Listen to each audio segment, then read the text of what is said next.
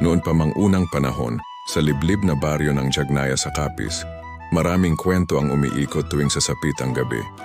Kapag sumasayaw ang malamig na hangin sa pagitan ng mga puno ng balete at maririnig ang mahinang bulong mula sa ilog, agad nang nagsasara ng bintana ang mga tao.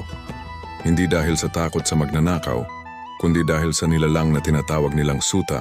Ayon sa matatanda, ang suta ay hindi ordinaryong engkanto.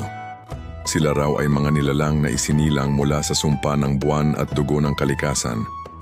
Ang kanilang balat ay nahahati sa dalawang kulay, palatandaan ng kanilang pagkatao at kapangyarihan.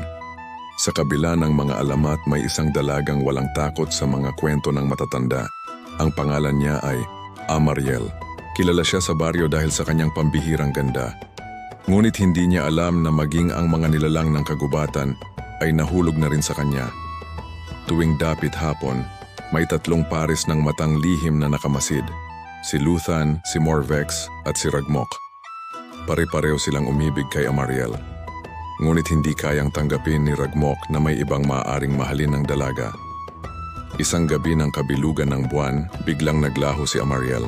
Sa desperasyon, humingi ang kanyang mga magulang ng tulong sa isang binatang albularyo na si Eldrin. Si Eldrin ay hindi ordinaryong manggagamot. Bata pa lamang siya'y sinanay na siya sa sinaunang orasyon at mahika laban sa mga nilalang ng dilim. Hindi tao ang kumuha sa anak ninyo, mahinang sabi niya. Suta ang may gawa nito.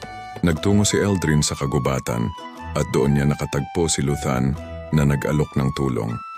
Ikinuwento ni Luthan na si Ragmok ang bumihag kay Amariel. Sa kailaliman ng kuweba ng balete, natagpuan nila si Amariel na nakakadena sa mga mahiwagang ugat. Nagsimula ang matinding labanan sa pagitan ng liwanag at dilim. Hinarang ni Luthan ang atake ni Ragmok upang iligtas si Eldrin at Amariel. Sa huling orasyon ni Eldrin, tuluyang naglaho si Ragmok, pati na ang tuso na si Morvex. Sa kanyang huling sandali, ngumiti si Luthan kay Amariel. Dahil ang tunay na pag-ibig, hindi nagmamay-ari. Nakabalik ng ligtas si Amariel at kalaunan ay naging kabiyak ni Eldrin.